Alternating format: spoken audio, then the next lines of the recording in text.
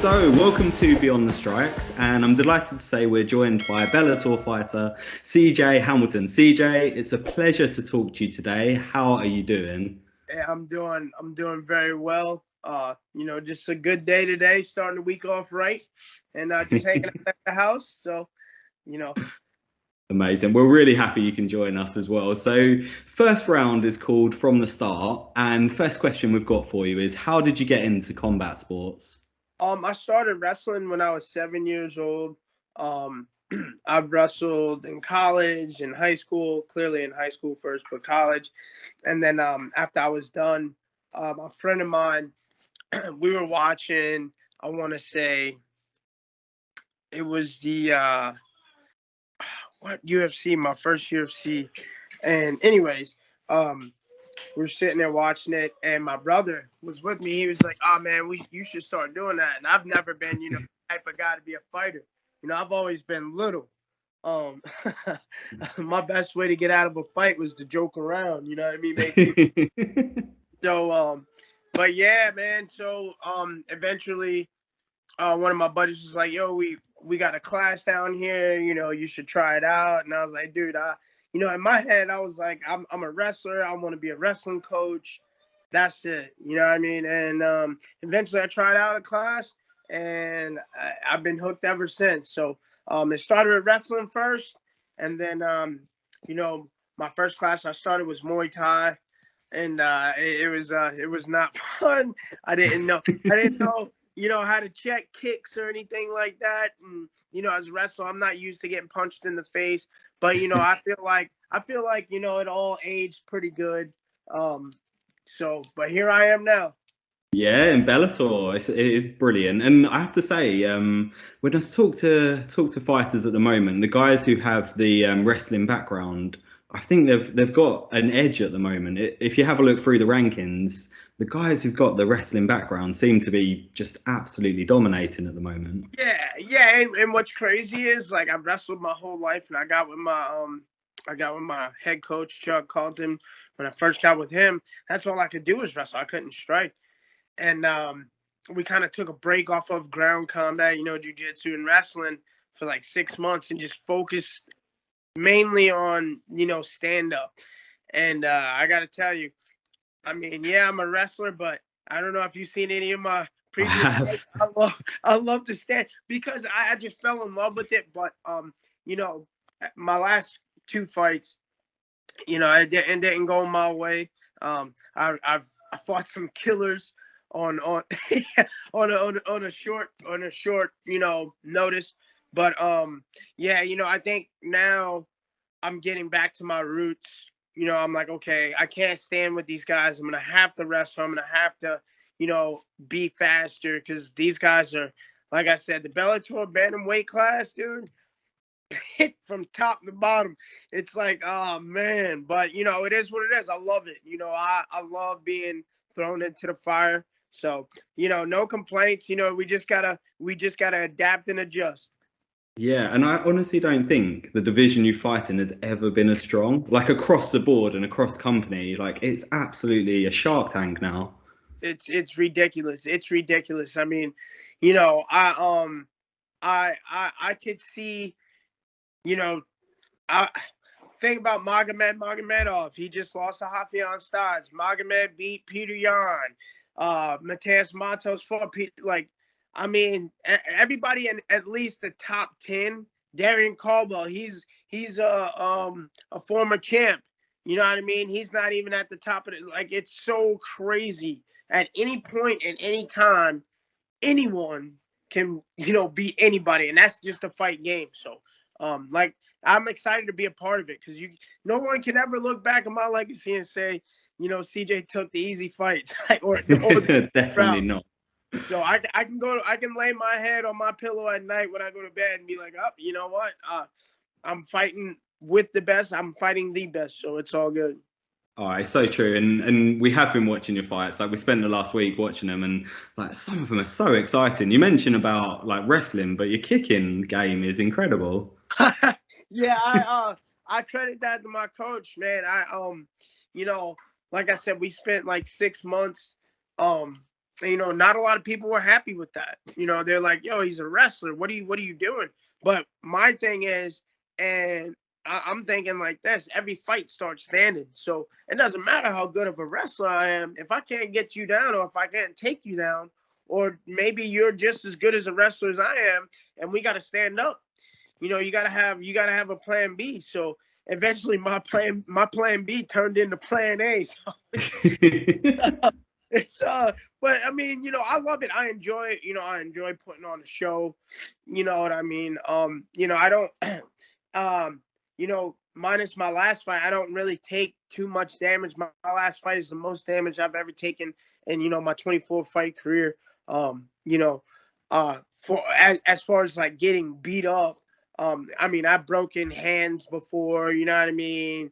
Rolled ankles, I fought with traumatic bursitis in my elbows. So, you know what I mean? I've had injuries and bruises and bumps before, but not like the last one. The last one was an eye opener for me. So, but moving forward, we know what we need to work on, and that's what we've been doing. So, like I said, I'm excited for my next one. Yeah, I mean, we're excited too. And I mean, I know you didn't win the last one, but it's still exciting. That's the thing. Oh, yeah. I think you always put on exciting fights. I mean, backstage, we had some people coming up to us before the fight, because before we weren't even on the main card. And then like that week we got moved to the main card, and I was like, oh my God. And everybody's like, a lot of the employees are like, yeah, we're excited for this fight. This fight's gonna be a banger. And it was. It was. It was.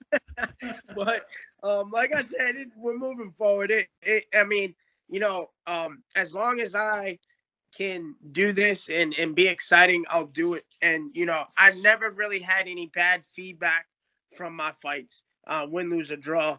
I've always had people say, man, that's exciting, like you're fun to watch. So I'm doing something right. Absolutely. And like, we're always really interested in fighter nicknames. Like I've got a proper thing. Like I love all the unique fighter nicknames. Your one is brilliant. Like one of the best I've seen. So where did the Autobot come from? So this is really like the only nickname I have in my life. Guys, when I first started fighting, you hear people like that. No disrespect to Tyron Woodley or anybody else like that, but like, the Chosen One or Crazy Man, like, you know what I mean? People giving themselves nicknames. And I was like, man, I just never thought I was that type of person. I was like, I can't do that. You know what I mean? And it was in 2012. I was training with Mike Easton. I don't know if you remember him, Mike the Hulk Easton. Yep. And I was getting him ready. I flew out to Maryland, and I stayed out there for like about four months. He was getting ready to fight TJ Dillashaw, and I was an amateur still at the time, mind you. So we're training, and Mike's impressed, and I mean, we really hit it off. He's my big brother. Big ups to Mike Easton. And we're sitting there talking, and he's like, yo, you got a nickname? It was me, him, and James Vick. By the way, big ups to James Vick too, good friend of mine. Me, him, and James Vick are sitting there talking. He has the Texecutioner. Like, I was like, golly, dude, you can't beat that. Like, he's from Texas. Like, he's sitting there killing people. So Mike's like, you don't have a nickname? And I'm like, nah, man, I just, CJ Hamilton's fine with me.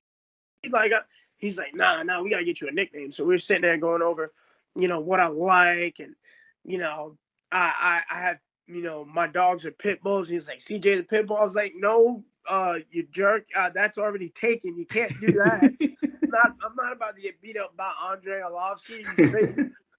So we started talking about movies, and Transformers came up. And I was like, yeah. He asked me if I like Transformers, and I was like, yeah, I can dig that.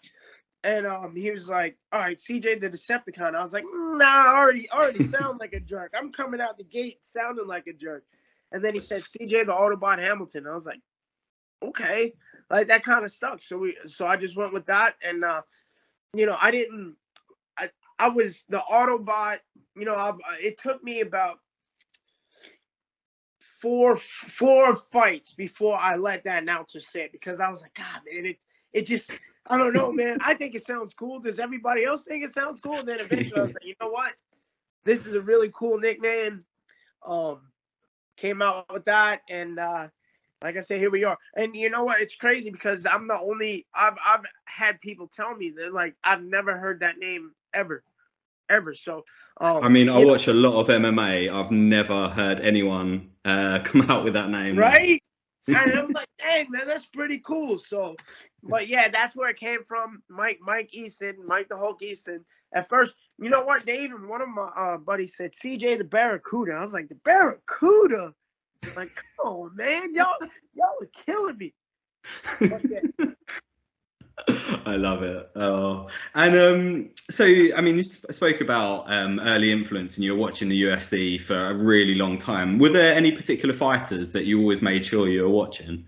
Well, you know, I'm an old man. I'm 35. So when the UFC first came out, it was on VHS, right? So there used to be this place, everybody that's watching and that will watch. There used to be this place called Blockbuster where you used to go rent VHS, and my stepdad used to go get them. This is when it was a you know, bare knuckle, no weight classes.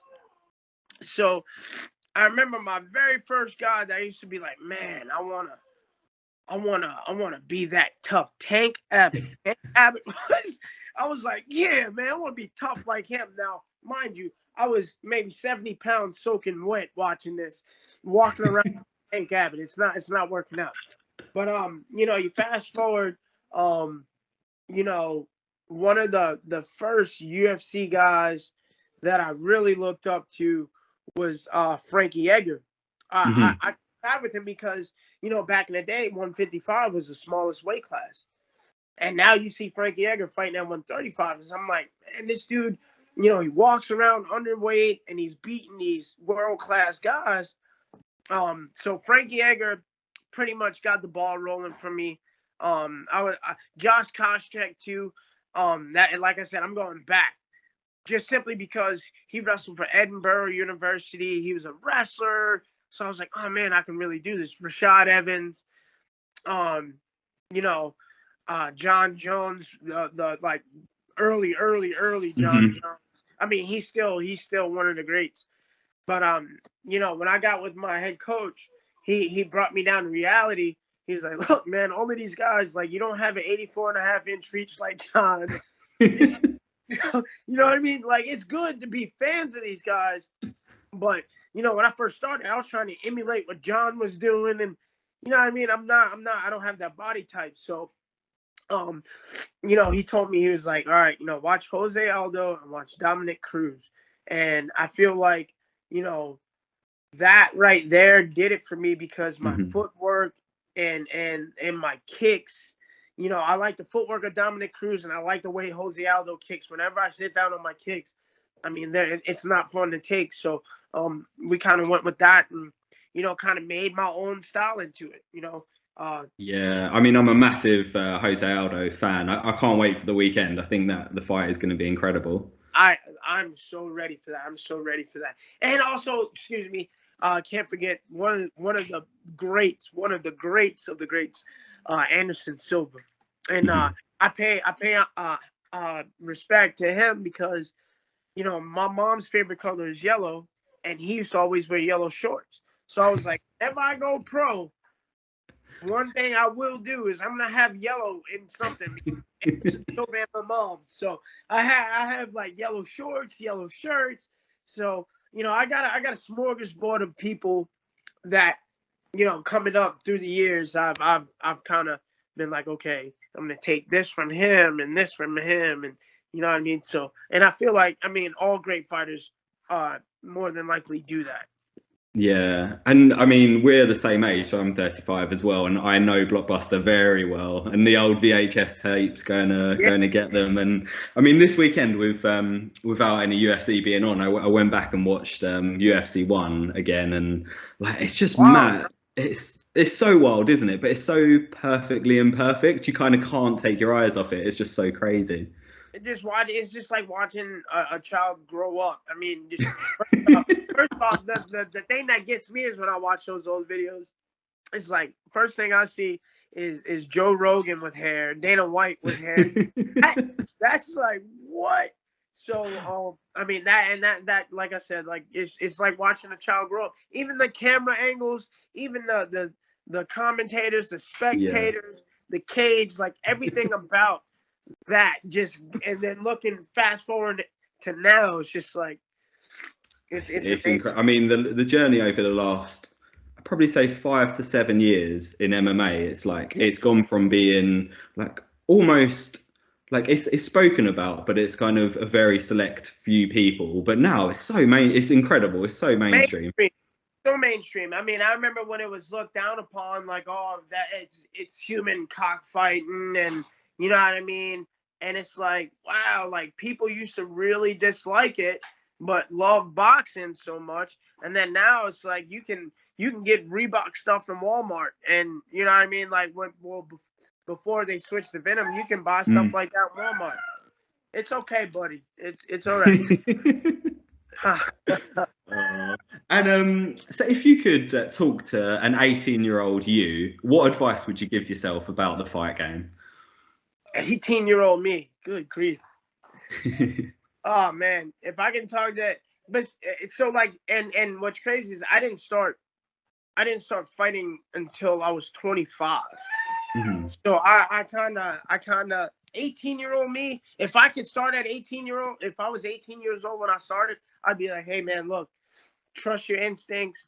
You know, um, uh, keep never forget where you came from as far as your roots. You know what I mean with wrestling. Still use that, um, and just stay consistent. I mean, I want to say I still think like when I first started, but I'm more mature if that makes sense. Mhm. Um, Yeah. the dots are easily connected now. When I first turned pro, it was hard for me to figure things out. But now it's just like it's effortless. But that's with anything, you know what I mean? You Yeah. spend enough time doing anything, you'll learn. You'll learn a lot about yourself, and you'll learn a lot about what you're doing. So I completely agree. I think in MMA, you can always see that raw talent coming through with the young fighters. But I think yeah, it's when you get to that age bracket of probably around 28 to around 35, I think fighters really take another step in development. And it's that in-fight management. So it's kind of the way you can pace yourself in a fight. And if you get rocked, how you can kind of stay into it. And I think you only really seem to be able to get that from experience of actually being in there and going through it.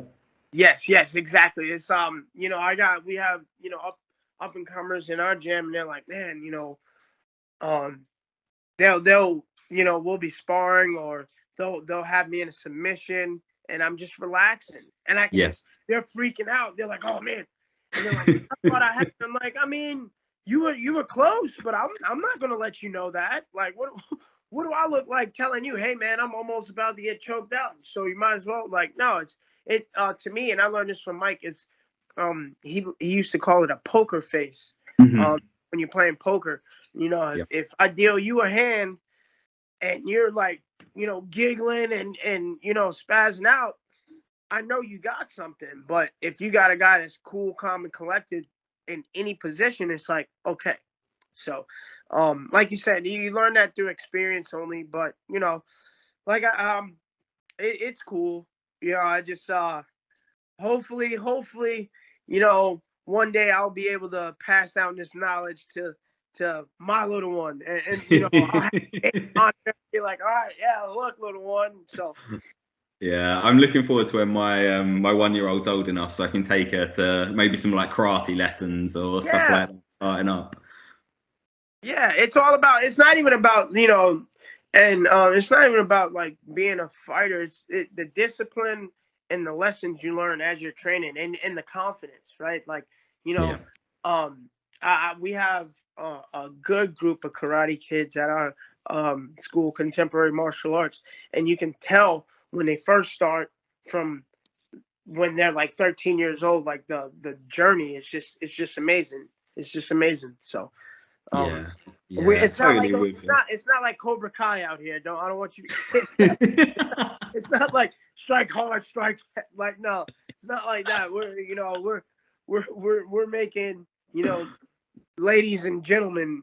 So Yeah, I think it's something that doesn't always get spoken about. It's that you mentioned discipline. I think it's that like professionalism, and I feel like you can see you can talk to people who when you've met them when they're younger, and then you meet them a few years later, and they've been like boxing or they've been mixed martial arts gyms, and like they're really just. I don't really know how to explain it, but you can kind of see the difference outside of fighting. And I believe it not only discipline too. I'll add this: it's accountability, especially like with wrestling and fighting. The thing is, it's just you and your opponent. So you can't blame, oh, you didn't block this guy like in football, or you everybody has an assignment in football. Even though it's a team sport, everybody has an assignment. But it's easy to push the blame on someone. Well, in wrestling and fighting, on you. It's on you. If you're out of shape, that's your fault. If you miss weight, that's your fault. You know what I mean? All you can focus on is what you can control. So, I love combat sports because of those lessons that it teaches. Mm. Absolutely. So next round is a hypothetical round. So we've got a really random question for you. So question is, if you could be any living person for a day, who would you choose and what would you spend the day doing? You can be anyone. Ooh, if I can be anyone, if I can be anyone for the day, I don't know, man. I'm an adrenaline junkie. I wakeboard and stuff like that, and snowboard. Haven't been skydiving yet. Um, my wife's trying to keep me away from that. I want to go skydiving and bungee jumping next year. But she's like, "No, what are you crazy?" Oh, man, I don't know, man. I look at the guy Travis Pastrana from Nitro Circus. Hmm. He lives a pretty good life, man. He just riding dirt bikes and flipping in his backyard all day and just doing fun stuff like that and hanging out with his friends. I don't. I I think most people would say like I don't know, Elon Musk or Jeff Bezos or something like that. But to me, like having a good time is just being around people that you enjoy being around and just having fun. So I think with the friends that I have, yeah, I think I would love to be Travis Pastrana for a day. Now I don't know if my wife would want me to be Travis Pastrana for a day, but yeah, I would be Travis Pastrana for a day and spend the day just doing whatever in my backyard, whether it's flipping, unicycles into a foam pit or bicycles or whatever. I don't care. I'd have the time of my life. I know for a fact.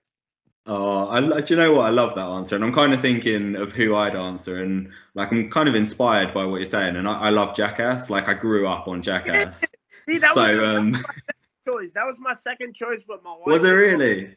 yeah, my wife just walked in, so I was like, yeah, Johnny Knoxville sounds about, Yeah. Oh no. Johnny Knoxville sounds about right, but I Oh. know. Well, No, I'll make a note. I'll have to message you when the new Jackass movie is out and see what you think. I'm really I excited. trust me, I'll be watching it. I'll be watching it. Brilliant. So our second to last round is called Quickfire round. So I've got two options to give you, and I'm just going to run through them really quickly, and you just choose the one you want. You Okay. ready? Yep. Okay. So Optimus Prime or Megatron? Optimus. Striking or grappling? Ah, man. Oh, can I phone a friend? Can I? No. Oh man. Striking, man. I'm sorry. I love the strike. I love the Okay, strike. next one. Not to say So I don't like the grapple, but I love the strike. love the striking, and it always makes for your exciting fights. So it's that combination of both, isn't it? There you Yes. go. So fighting for $1 million or fighting for the title? Whew. You know what? Oh man, it's tough because it's like in my head, I'm like, all right, I can fight for $1 million, or I can fight for the title, and my purse can be $1 million. So let's go for the title. Yeah, I like it. I think that's good thinking. You'd like to think that you'd be able to make $1 million if you had a at chance. So least, at least, or yeah. close to it, or close to it. Jose Aldo or Font? Jose Aldo, yeah, all day. Thought you'd say that. Oh, Okay, here's a good one. So a KO win in the first 5 seconds of a fight, or a KO win in the last 5 seconds of a fight. let's get it done. Let's get it early. Let's get that first five. Let me Yeah, get like Masvidal quick style. day in the office. Quick day in the office. Next question. So travel to the moon or travel to the bottom of the ocean? Ooh. Oh man. Oh, I don't know, man. At the bottom. Nah, man. There's some things at the bottom of the ocean that we don't need to see, so let's just leave them where they at. But then again, it's like I want to at the moon. It's like, what if I make a wrong left turn and just like I'm in some other galaxy? But I'd rather go to the moon at least. At least I know I'm like, okay, if I can't find Earth, then I mean I'm just out in space. But Do at you the know what? bottom It of the sounds like a really brilliant like B movie, doesn't it? An MMA fighter goes to the moon and like makes a mistake and ends up on a different planet. That'd be great. I'd watch it. yeah, I would too. I'd start it. If y'all wanted to make the movie, let me know. I would do it. Brilliant. Cool. So last couple of questions from us. So firstly, when's can we see you back in the cage? Right now we're hopefully looking at, well, clearly looking at next year. I don't know exactly when. We want to at least get a full camp. I fought Magomed on 2 weeks, fought Mateus on 3 weeks. So if I can get a full camp, but that's not making it any excuse. You know what I mean? These are just facts. I've had to come to grips with that. Like when I hear myself say it, I feel like I'm, saying an excuse, but that's not even the case. It must go a long way though Hopefully, for an organisation to know they can depend on someone like you to take a fight at that short notice against these absolute killers as well. oh yeah, I mean, and I don't mind it. I don't mind it. In Bellator, I love how they do things. I love how they operate. I've been around the block for a long time. I fought for LFA. I fought for Titan. I fought for the Contender Series. You know what I mean? I fought for M1 Global Combate Americas. Like I've been everywhere, and I really love how Bellator operates. It's just a really great organization, and they've been really great to me and my team. So I have no complaints. I don't think I'll ever complain because they're giving me an opportunity to do what I love, um, on a yearly basis. So it Yeah, could and be you know fun. what? I You're mean, not the first fighter to say to me about Bellator. I'm here. I always hear really good things, so it's great to hear. oh no, it's complete. They make sure you're taken care of from the day you get there to the day you leave. So, I've never had any issues with any organization I've been in. But I mean, now that I'm completely signed to Bellator, like I love it. I couldn't ask Yeah. for a better spot to be in.